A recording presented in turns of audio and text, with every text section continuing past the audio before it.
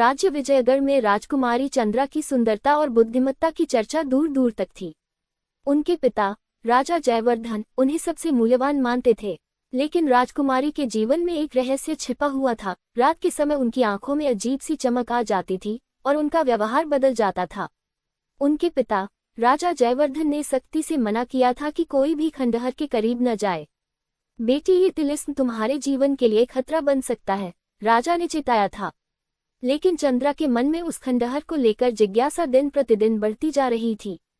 एक रात चंद्रा अपने कमरे में सो रही थी जब उन्हें सपने में एक अजीब दृश्य दिखा।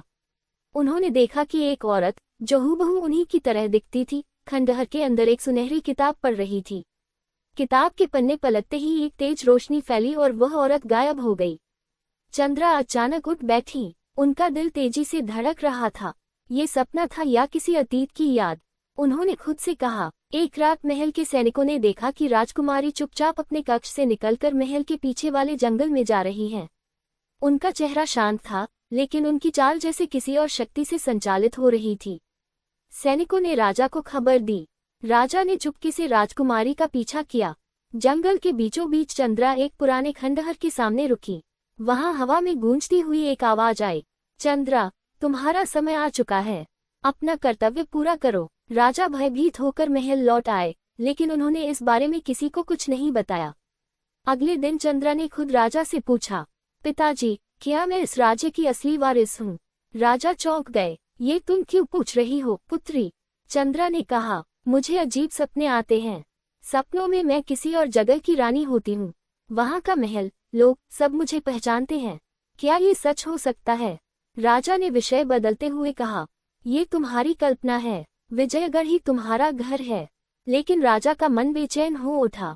कुछ समय बाद विजयगढ़ पर पड़ोसी राज्य नौगढ़ ने हमला कर दिया। युद्ध के दौरान चंद्रा ने अपनी साहसिकता और तलवारबाजी से दुश्मनों को पराजित कर दिया। उनके कौशल को देखकर नौगढ़ के राजा ने कहा, तुम केवल एक राजकुमारी नहीं, बल्कि एक योद्धा हो। तुम्हारा रक्त साधारण नहीं। तुम्हारी माँ कौन थी? इस प्रश्न ने चंद्रा को झकझोर दिया। वह राजा जयवर्धन के पास गई और सच्चाई की मांग की। राजा जयवर्धन ने भारी मन से बताया, तुम विजयगढ़ की राजकुमारी नहीं हो। तुम्हारा जन्म एक रहस्यमयी रात को हुआ था। जब तुम पैदा हुई तो आसमान में चांद और तारे असामान्य रूप से चमक रहे थे। तुम्हारी माँ रानी पद्मावती एक शक्तिशाली देवी की उपासक थी। वह तुम्हें जन्म देकर तुरंत गायब हो गई। चंद्रा ने स्तब्ध होकर पूछा, तो क्या मैं देवी की संतान हूँ? राजा ने कहा, ये रहस्य तुम्हारी माँ के साथ गया, लेकिन तुम्हारे जन्म के समय एक भविष्यवाणी हुई थी। तुम्हारा भाग्य विजयगढ़ से जुड़ा है, लेकिन तुम्हारी आत्मा कहीं और की है।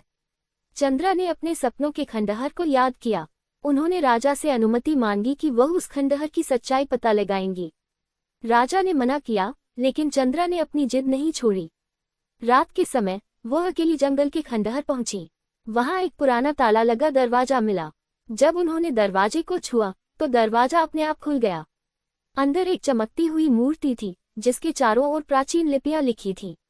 लिपियों में लिखा था, चंद्रा, तुम केवल एक राजकुमारी नहीं, बल्कि चंद्रवंश की अंतिम वारिस हो।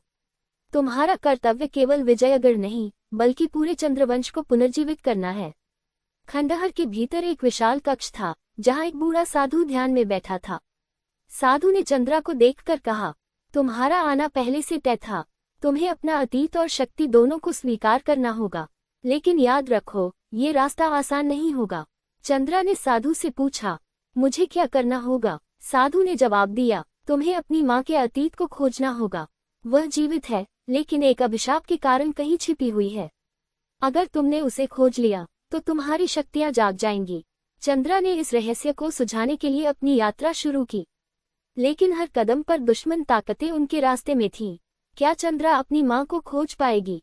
क्या वह चंद्रवंश को पुनर्जीवित कर पाएगी, या ये यात्रा उसके लिए विनाशकारी साबित होगी?